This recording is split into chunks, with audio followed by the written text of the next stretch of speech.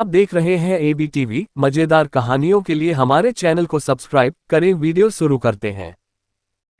चींटी और हाथी। रानी चींटी बहुत मेहनती थी।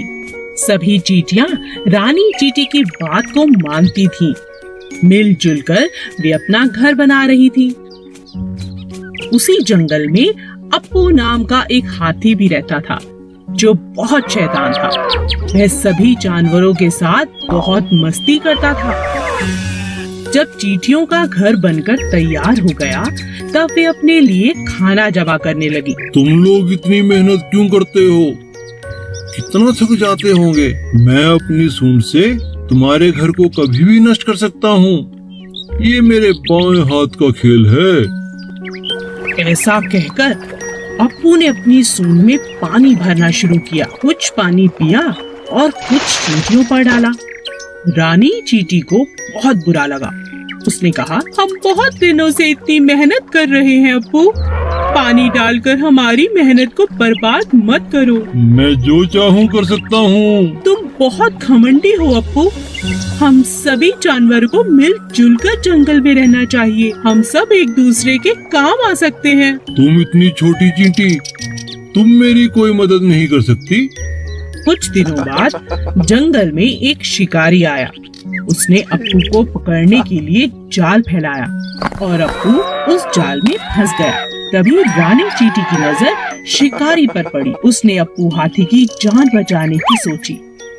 वह अप्पू के पास गई और बोली, अप्पू दोस्त, घबराओ नहीं, मेरा दोस्त चूहा तुम्हारा जाल काट देगा और इस शिकारी को तो मैं मजा चखाती हूँ। सभी चींटियां शिकारी के पास गईं और उसे जगह जगह काटने लगी। शिकारी डर से तिलमिला उठा और जंगल छोड़कर भाग गया। चूहे ने अप्पू का जाल काट दिया। अप्पू ने चींटियों से माफी मांगी और कहा, मुझे माफ कर दो चींटी रानी, हम सबको मिलजुल कर रहना चाहिए। आज से मैं भी तुम्हारा दोस्त हूँ। एक घने जंगल में एक पेड़ पर कालू कौवा अपना घोंसला बनाकर रहता था। उसी पेड़ के नीचे एक सांप का बिल था।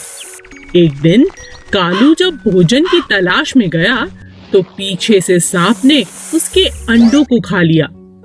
जब कौवा वापस अपने घोंसले में आया, तो अपने बच्चों को ना पाकर बहुत उदास हो गया।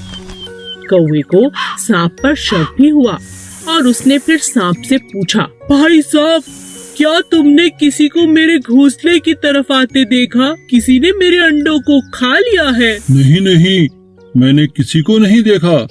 मुझे नहीं पता तुम्हारे अंडे किसने खाए। कुछ समय बाद फिर से ऐसा ही हुआ, पर इस बार कौवे ने सांप को अपने अंडे खाते हुए पकड़ लिया।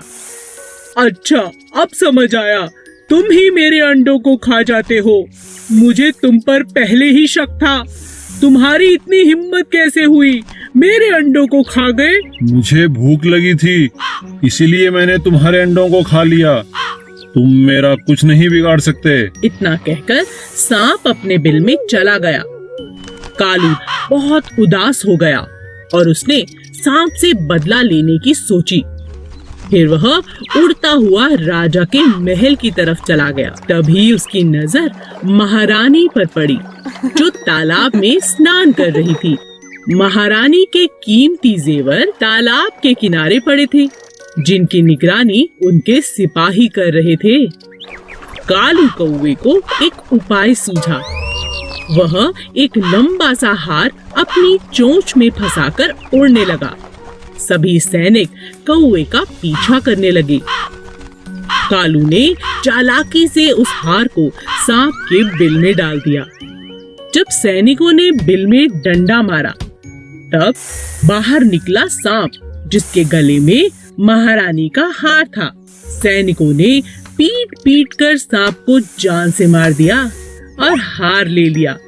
इसी तरह कालू कौवे ने सांप से अपना बदला ले लिया।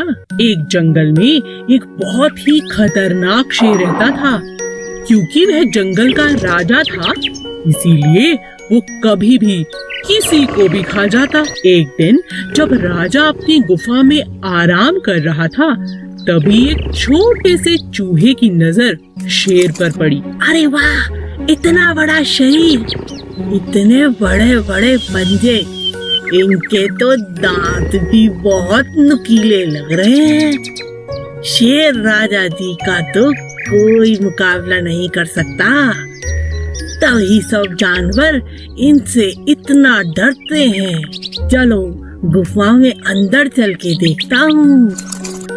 जैसे ही चूहा शेर के पास पहुंचा, अचानक शेर की आंख खुल गई और उसने चूहे को दबोच लिया।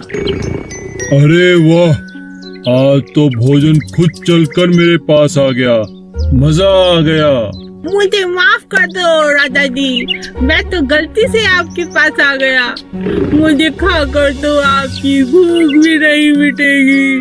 हो सकता है मैं आपके कभी काम भी आ जाऊं। चूहे की यह बात सुनकर राजा के मन में दया आ गई और उसने कहा,